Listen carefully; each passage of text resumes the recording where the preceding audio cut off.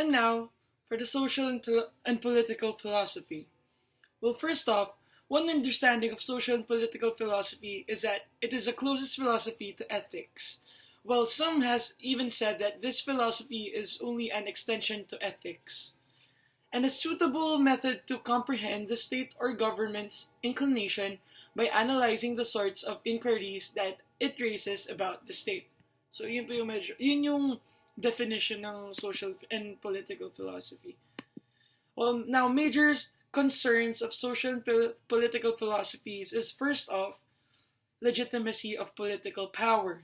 Legitimacy of political power, which pertains to related to the state's political power.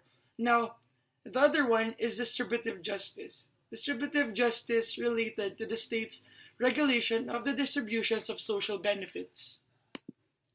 Now, social contracts. Social contracts, an understanding or contract among people which they have intentionally and willfully gone into.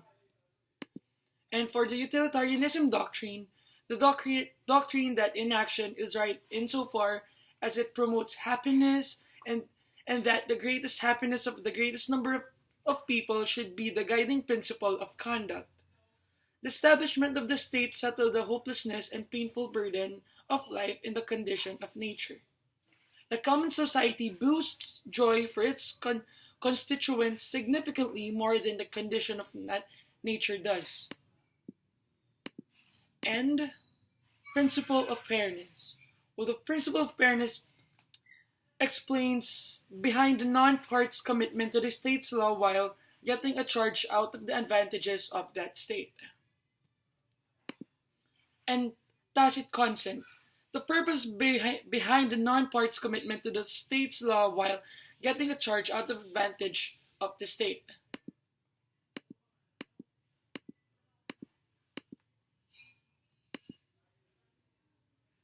And now, for the political structure.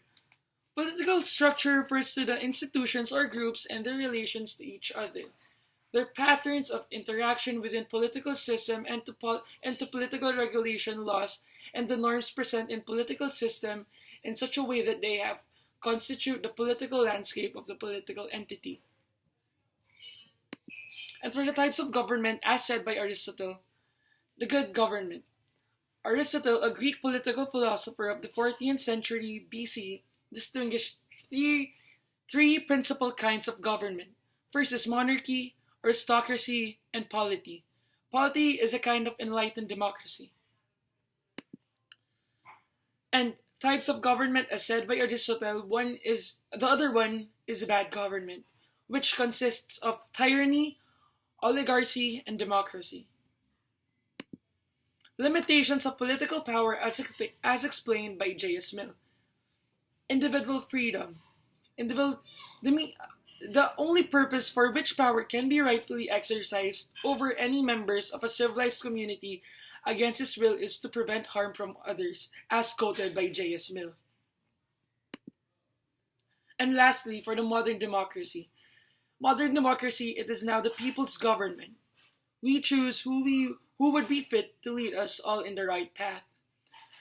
But, in a much more realistic note, the challenges gave upon by the modernizing forms of government is that fitness of credibility of a ruler to a certain state. And this is where I end my presentation. Thank you, sir.